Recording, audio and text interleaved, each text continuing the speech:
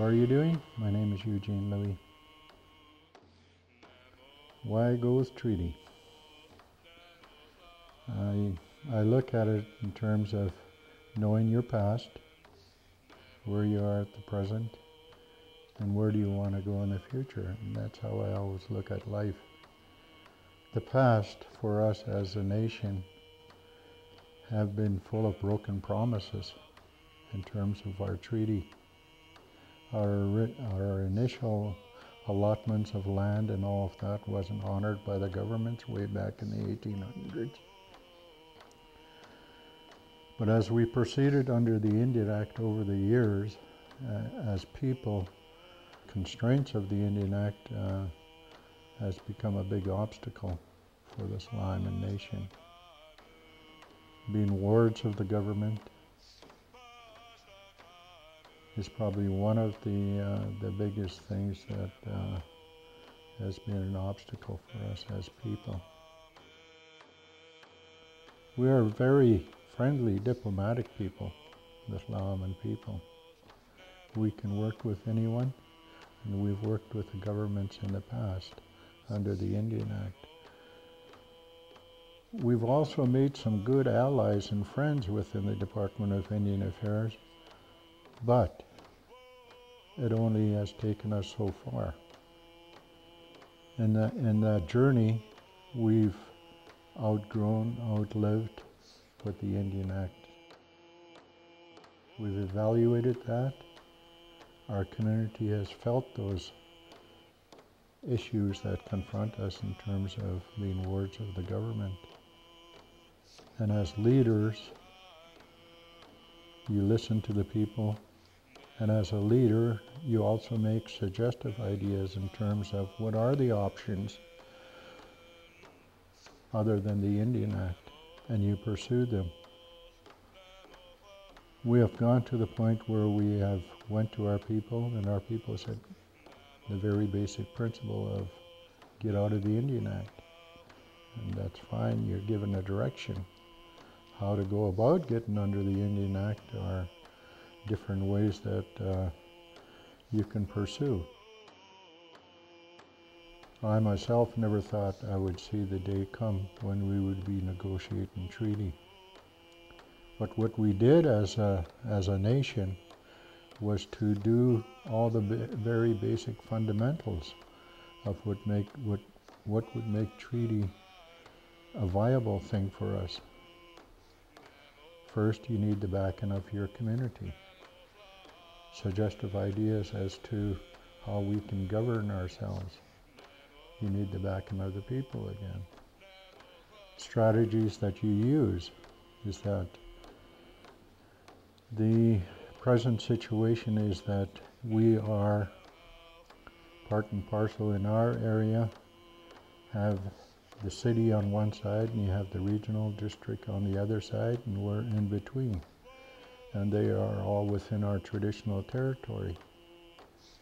So with that, the position we took was to say, okay, if we're going to address our treaty in terms of the traditional territory that we have as Saliman people, we have to deal with the other governments that are within our territory.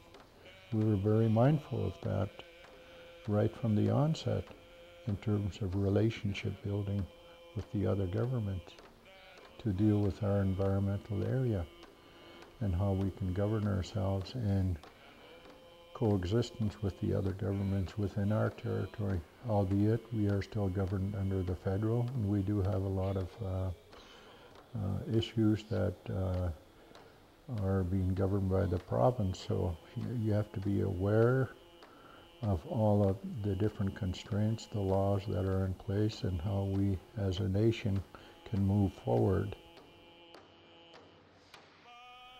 So when treaty negotiation came along, I, as an individual and as a leader for our community over the years, was very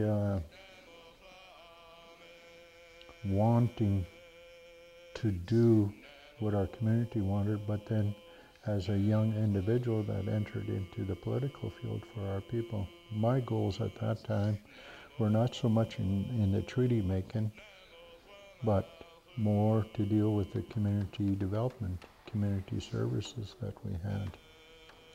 I've worked in our capital projects for years and years where, you know, what I grew up in was potholed roads, outdoor toilets, no running water in the homes, no electricity.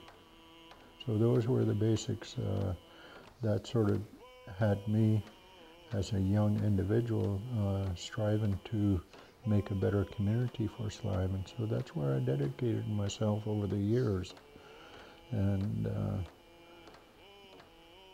dealt with capital projects to the point of creating subdivision, new homes, application for new homes in our community. And like I said, I thought I'd never see a treaty in my day, but the opportunity came in the early 90s to negotiate treaty in British Columbia, a maiden BC treaty process, and jumped at the opportunity knowing what the people wanted was the fact that this was an option to get out of the Indian Act. Pursued it. First step was to say to the community, I want to run for chief, and this is one of the platforms I wanted to run on, was to enter into treaty. The other was to pave our roads. The other was to have a custom election. And the fourth one was our beaches were polluted with dioxin furan. So those were the four platforms that I ran on to our community, vying for the position of chief. It's quite successful. People voted me in, and the first initiative was to enter into the treaty negotiation, come up with an expression of interest for Sliman to be one of the nations that pursued negotiating treaty along with all other First Nations within British Columbia, that this opportunity was being afforded.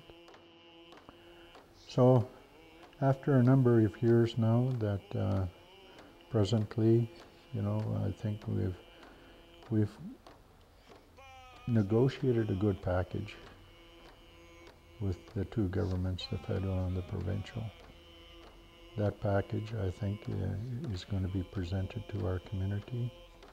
I think it's going to offer them a better position in terms of who we are as Slam people and where we want to go in the future to be self-governing and to have our rightful place in this country, in this province, and to look after our territory and Slam.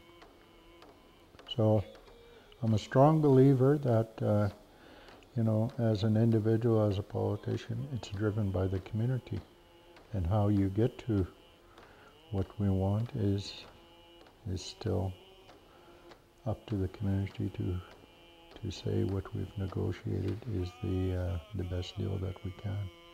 My opinion is I've always been a strong supporter of treaty because I believe it's the only option for us as a nation to be going out and doing for ourselves and to sustain ourselves for our community members.